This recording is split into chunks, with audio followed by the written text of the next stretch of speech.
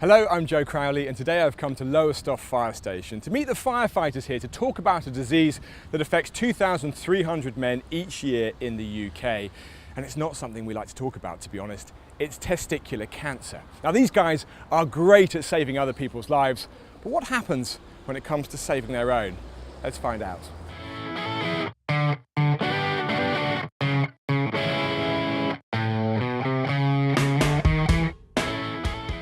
And here we have four of the firefighters who bravely lined up to answer a few questions. Guys, first one is a personal one.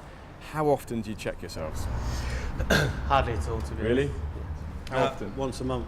Once a month, okay. It's written on the calendar. Written on the calendar. Gosh, you're an organised bunch. I like that. It doesn't feel like men have got to the position where we can talk about it as openly as women talk about breast cancer. Do you think that's right?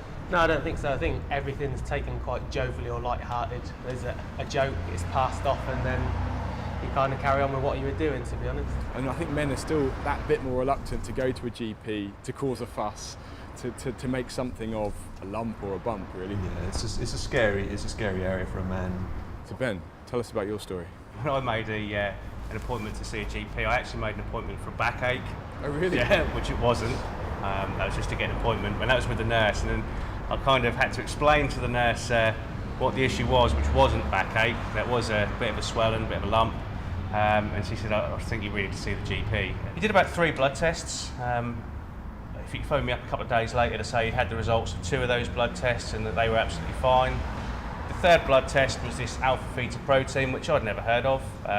He said, I'm still waiting for the results of that. He said that's quite a crucial one. And that was the first kind of inclination that it was possibly linked to testicular cancer. You've had treatment. Mm-hmm. How are you? To be honest, I do feel absolutely fine now. It's a bit of a scary thing to be told initially. But I think, hopefully the colleagues will agree with me, I've been fairly sort of upbeat about the whole thing the whole way through. So all clear now? Yes, all good so far. Amazing, great to see you back at work and doing so well. And it's time now to hear from a few other stories from survivors and their families. I first found a lump, it's a couple of days after my 28th birthday actually, and it was purely by chance. I never sort of really regularly checked myself. But I noticed sort of one evening in bed, I sort of rolled over and felt a little bit of discomfort.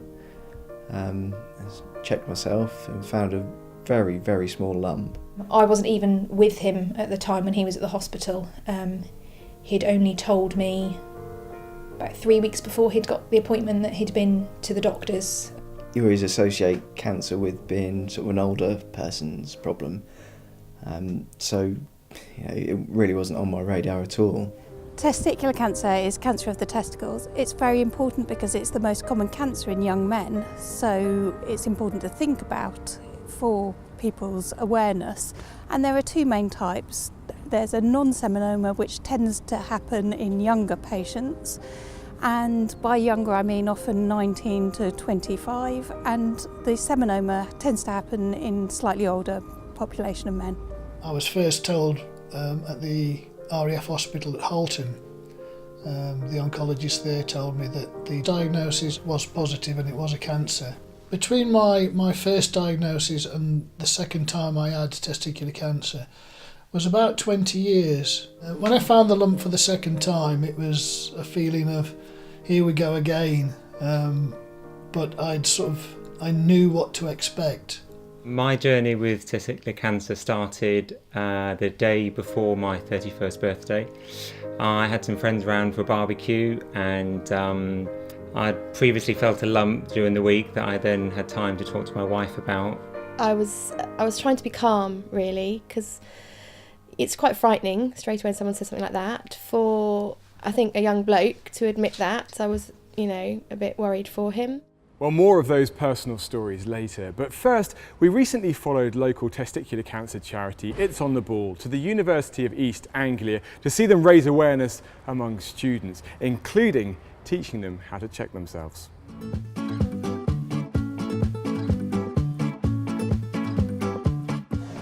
I don't think I actually do know that much about testicular cancer. Yeah. So good to find out what it actually feels like. You feel them quite gently, just proper, and you'll be able to feel the normal tubes and things that are in there, but you should feel a lump as well. That is weird. Yeah, it's a lot more solid than I expected. Like, I was expecting something more squeaky, but it was actually surprisingly solid. It was like, whoa. A little bit of embarrassment there, a few giggles, but great to see so many young people being made aware of the disease. But now we've moved inside, and it's the firemen's turn to be educated by Vince. Thanks for coming along today, guys. What I'm going to do is just show you a short presentation. What are the testicles and what do they do? I think most guys, they know that it produces sperm, but I think the main or the more important function of the testicles is producing testosterone. Gives you your manliness, as it were. It also helps control things like heart rate as well, so it's a very important hormone for males to be producing. It's the most common form of cancer in young men. It's about 60 deaths a year from testicular cancer. A cure rate of over 98%, that is the good stat. It's one of the most easily treatable cancers. The cancer itself, the cells respond to treatment very well. So we just have a small set of testicles, might be small, don't know. You might think they are. And the idea is when you've had a bath or a shower, you're sort of rolling around and you're feeling with your thumb and your forefinger. Okay, so what are you looking for? You're just working your way around the testicle. There are those tubes that run up the back and they can feel quite odd sometimes. But if you're doing this on a regular basis, you'll know what's normal for you. You're looking for any abnormalities within the testicles themselves, any odd feelings, a dragging sensation, a heaviness, and in particular, a lump on the surface of the testicles. Okay guys, so you've had a go with the feelies, so I think what might be a good idea now is if you put that knowledge to the test and go off and give yourselves a self-examination and then report back to us later on in the engine room.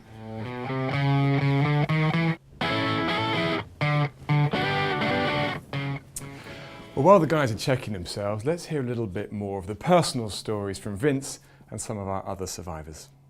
During the hard moments and through treatment, my son had only just been born. He was still a toddler, so I used him as a focus to keep myself going.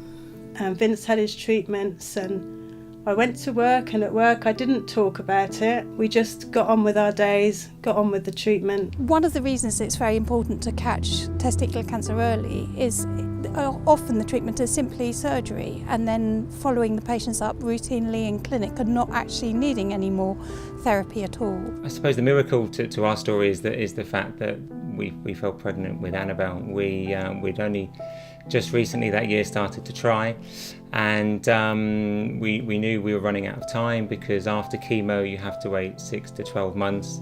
We spoke to the doctor and we had a tiny window after my operation, but before I started chemo. Chris got diagnosed on the Monday evening and then got a cancellation appointment on the Thursday.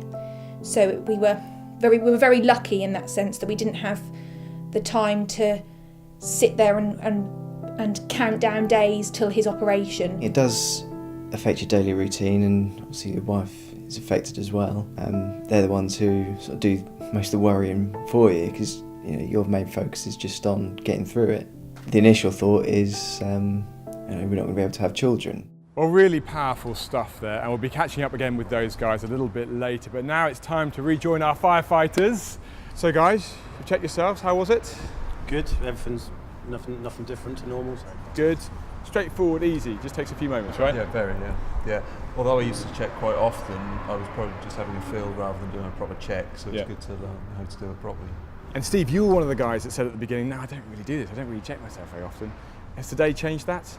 Yeah, definitely. Even though with what we've had on station and bits and pieces, it lapses to the back of the mind and you don't really pay attention to it sometimes, so it's highlights.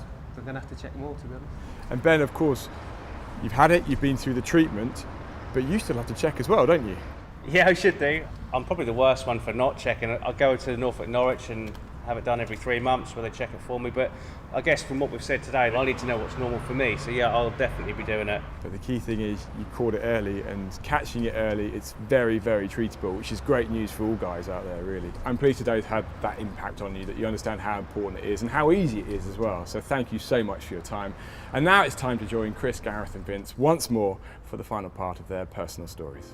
I'd like to say I'm someone that goes to the gym 4 times a week and only eats greens, and I certainly have moved more towards that. I've tried to live a healthier lifestyle, but in this modern world we live in, it's very difficult. It's got an excellent prognosis, and even when it's bred, as people will be aware from Lance Armstrong, it's extremely curable. I think I do look at life in a different way. I think people sometimes get hung up on little inconsequential things. The guys at the hospital make it, make you fully aware that, any issue that you have, you can go back there and get it checked out. I think after the treatment, they recommend that you leave it a year before you start having children. Chris's sperm count was recovering and improving, but it was still a 15th of where a normal sperm count should be, and we were recommended to have IVF treatment. It was from that we are now expecting our first child in 2 weeks' time. If we would like to have another child, that maybe it will happen naturally the second time, but if not, we've got one little Talford miracle. It was incredible to hear all those stories from survivors and their families. It certainly made me more aware of testicular cancer. I hope it has for you too, because however rare this disease is, it still affects thousands of lives each year in the UK. And the central message here, and it's so important, is that guys, you must check yourselves regularly. That's what this charity It's on the Ball is saying. That's what I'm saying. It is so important because it's so quick, it's so easy, and yet it could save your life. The firefighters have done it here today, but the big question is, will you do it? I certainly will be.